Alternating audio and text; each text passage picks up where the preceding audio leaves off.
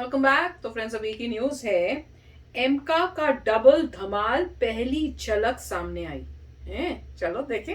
तो वीडियो शुरू करते हैं। वीडियो शुरू करने से पहले अगर आप चैनल पर नए हो और आपने अभी तक सब्सक्राइब नहीं किया है तो जल्दी से पहले सब्सक्राइब के बटन और बेल आइकन को क्लिक कर लो ताकि आपको हमारे सारे न्यू वीडियोस के नोटिफिकेशन मिल जाए जैसे हम अपलोड करें। अगर आपको वीडियो पसंद आता है प्लीज लाइक एंड शेयर। चलिए शुरू करते हैं। दोस्तों, हल्के लड़ाकू विमान तेजस को सफलतापूर्वक बनाने और भारतीय वायुसेना में शामिल करने के बाद हमारे लिए अगला लक्ष्य था कि हम तेजस से ज्यादा ताकतवर और अगली पीढ़ी के लड़ाकू विमानों का निर्माण करें ताकि हमारे पास लड़ाकू विमानों की एक देसी श्रृंखला बन जाए जिससे हमें किसी भी तरीके से बाहरी देशों पर निर्भर न रहना पड़े। और ऐसा करने के लिए भारत ने 2 नए लड़ाकू विमान बनाने की परियोजना को शुरू किया था जिसका नाम स्वरूप हम लोग तेजस मार्क 2 और एमका को जानते हैं। तेजस मार्क 2 मध्यम वजन का एक लड़ाकू विमान होने वाला है जिसे हम लोग F-16 जैसे लड़ाकू विमानों से कंपेयर कर सकते हैं। वहीं पर इसके अलावा एमका यानी कि advance medium combat aircraft Bharat में बनाए जाने वाला सबसे ज्यादा खतरनाक लड़ाकू विमान होने वाला है क्योंकि यह एक 5वीं पीढ़ी का लड़ाकू विमान होगा। मौजूदा समय में दुनिया में केवल 3 ही ऐसे देश है जिनके पास 5वीं पीढ़ी के लड़ाकू विमान मौजूद है। पहला देश है अमेरिका, दूसरा है रूस और तीसरा चीन है। हालांकि चीन के पास जो 5वीं पीढ़ी का लड़ाकू विमान मौजूद है यानी कि चेंगडू J-20, उसकी क्षमता के ऊपर अक्सर सवाल उठाए जाते हैं, लेकिन फिर भी हम लोग ये मानकर चलते हैं कि इन तीनों देशों के पास 5वीं पीढ़ी के लड़ाकू विमान मौजूद है। अब आप बड़ी आसानी से अंदाजा लगा सकते होंगे कि हमारा एमका कितना ज्यादा खतरनाक और एडवांस लड़ाकू विमान होने वाला है। यहाँ पर एक रिपोर्ट भी निकलकर सामने आई थी कि हमारा एमका एक 5वीं पीढ़ी का नहीं बल्कि 5.5th जनरेशन का लड़ाकू विमान होने वाला है जिसके अंदर काफी ज्यादा एडवांस आर्टिफिशियल इंटेलिजेंस टेक्नोलॉजी को भी इंटीग्रेट किया जाएगा जो कि हमारे एडवांस मीडियम कॉम्बैट एयरक्राफ्ट को विश्व में मौजूद कुछ सबसे ज्यादा खतरनाक और विनाशकारी लड़ाकू विमानों की श्रेणी में लाकर खड़ा कर देगा। वहीं पर हर भारतीय बड़ी ही बेसब्री से इंतजार कर रहा है कि एमका की पहली झलक देख सके और जल्दी से जल्दी एमका को भारतीय वायुसेना में शामिल कर लिया जाए ताकि हमारी वायुसेना विश्व में कुछ सबसे ज्यादा शक्तिशाली वायुसेनाओं की श्रेणी में आकर खड़ी हो जाए। अब एमका से ही जुड़ी एक बहुत ही बड़ी खबर निकलकर सामने आ रही है और ये खबर एमका के टाइटेनियम बल्क हेड को बनाने का काम शुरू कर दिया गया है इसको लेकर है। दरअसल बल्क हेड किसी भी लड़ाकू विमान के स्ट्रक्चर का एक बहुत ही ज्यादा महत्वपूर्ण हिस्सा होता है। दरअसल बल्क हेड वह हिस्सा होता है जो कि एक बार अगर किसी विमान में लग जाए तो वह जब तक वह विमान रहता है तब तक उसका बल्क हेड उसी तरह से रहता है, यानी कि बल्क हेड को कभी भी चेंज नहीं किया जा सकता।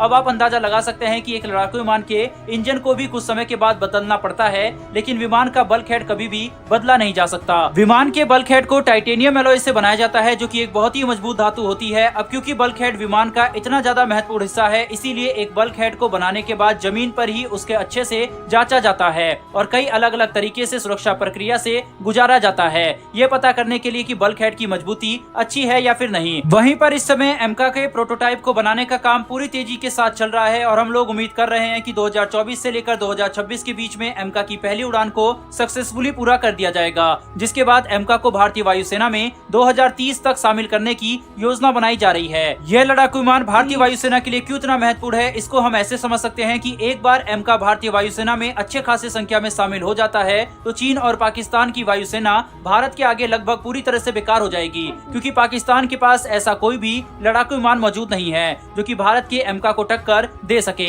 हमारा सुखोई ही पाकिस्तान को इतना नुकसान पहुंचा देता है। वहीं पर मिराज जैसे विमान से हम लोग बालाकोट जैसी स्ट्राइक को अंजाम दे देते हैं तो आप अंदाजा लगा सकते हैं कि एक बार भारतीय वायुसेना के पास अगर एमका जैसा 5.5th पीढ़ी का लड़ाकू विमान आ गया तो भारतीय वायुसेना कितनी ज्यादा शक्तिशाली बन जाएगी। वहीं पर एमका और तेजस मार्क 2 के अलावा भारत अपनी नौसेना के लिए एक डेक बेस्ड फाइटर एयरक्राफ्ट को भी बना रहा है। भारतीय नौसेना के प्रमुख ने खुद ये कहा है कि राफेल और F-18 मात्र कुछ समय के लिए भारतीय नौसेना में शामिल होने वाले हैं क्योंकि भविष्य में हम लोग हमारे स्वदेशी TED-BF का ही इस्तेमाल करेंगे। इन सभी एडवांस और अगली पीढ़ी के लड़ाकू विमानों को बनाने के साथ भारत अपनी मंशा को साफ कर चुका है कि हम लोग हमारी रक्षा जरूरतों के लिए किसी भी बाहरी देश पर अब निर्भर ज्यादा दिन तक नहीं रहने वाले। दोस्तों, एमका को लेकर पिछले 2-3 महीनों से काफी खबरें आ रही है जिससे ये साफ पता लगता है कि भारत इस प्रोजेक्ट पर पूरी तरह से जुट चुका है और वो दिन दूर नहीं जब भारत डिफेंस में पूरी तरह से आत्मनिर्भर बन जाएगा। वहीं पर भारतीय साइंटिस्ट के दिन रात मेहनत के लिए कमेंट बॉक्स में एक जय हिंद जरूर लिखिएगा। साथ ही दोस्तों, हमारी आने वाली ऐसी वीडियो के लिए चैनल को सब्सक्राइब कर बेल नोटिफिकेशन को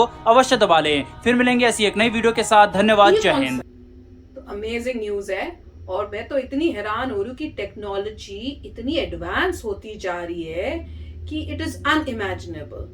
और सबसे ज्यादा खुशी की बात है कि इंडिया का मेड इन इंडिया जो है जोरों शोरों से हो रहा है।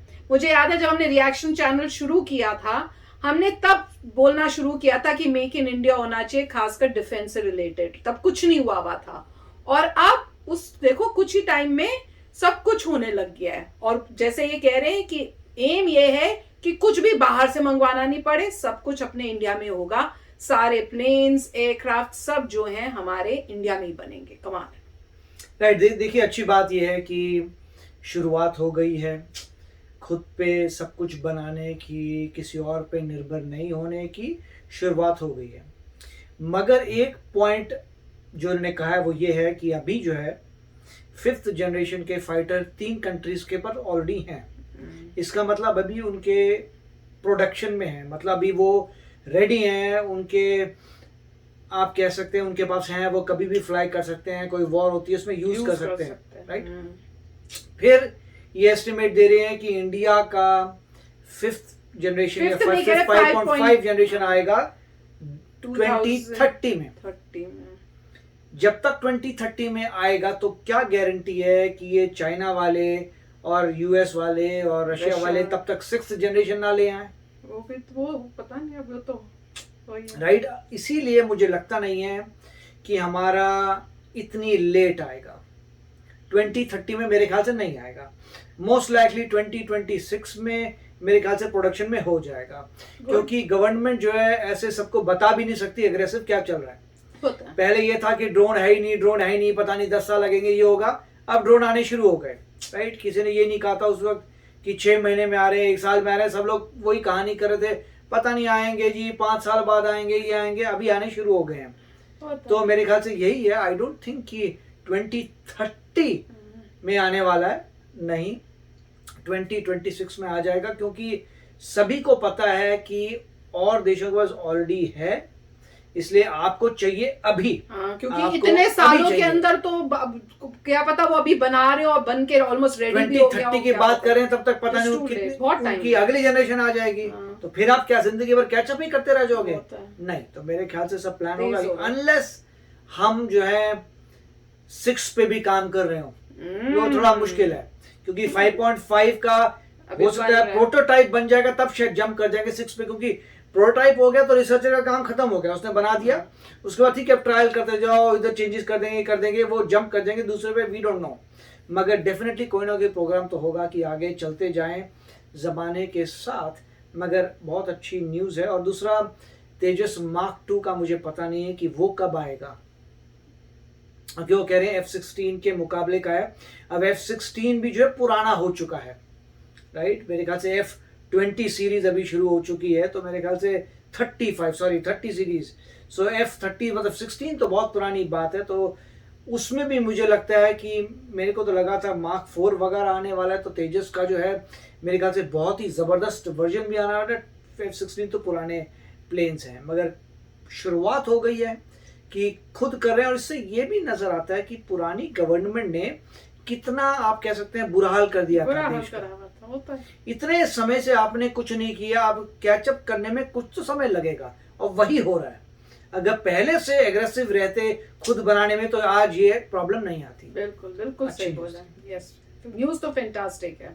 तो चलते मिलेंगे नेक्स्ट वीडियो में बहुत ही जल्द। Till then take care and bye bye. तो अगर आप मेरे इस चैनल पे नए हो तो जल्दी से सब्सक्राइब के बटन को हिट करो और बेल आइकन को क्लिक करो, ताकि आपको मेरा जब नया वीडियो मैं लगाऊं आपको उसके बारे में जल्दी से पता चल जाए।